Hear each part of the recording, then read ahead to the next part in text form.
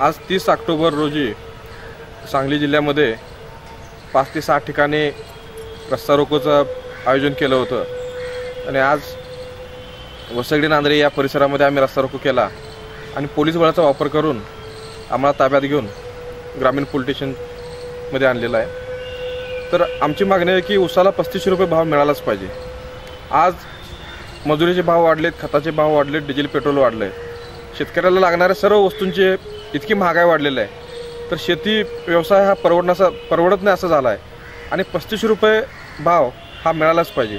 मुख्यमंत्र्यांशी 15 तारखेला कराड येथे बैठक झाली, त्यांना आम्ही पटवून दिलं की आज 35 रुपये भाव देणं शक्य कसं आहे। तर त्यांनी सांगितलं की साखरेचे भाव खाली आलेले आहेत, त्याच्यानंतर बँका उचल देत नाहीत। तर आम्ही सांगितलं की ऊस आणि साखर कारखानदारीतून तुम्ही जो कर घेता, एक्साईज ड्युटी आहे, सेल टॅक्स आहे, परचेस टॅक्स आहे, विविध रूपानं जो कर घेता तो 600 ते 800 रुपयेपर्यंतचा कर तुम्ही या विविध उत्पादनातून घेता।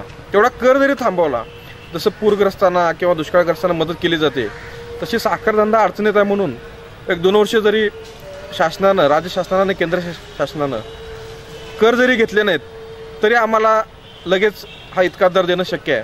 त्यामुळं आज शासनाने याचं गांभीर्यानं दखल घेऊन हा आजचा आमचा इशारा रस्ता रोको होता, इशारा आंदोलन आहे, याची जर गांभीर्यानं दखल घेऊन लवकरात लवकर आपल्या मागण्या मान्य करून 35 रुपये जर दर दिला नाही तर याच्या पुढं आंदोलनाची तीव्रता वाढवून सरकारला सळोकी पळ करून सोडेन।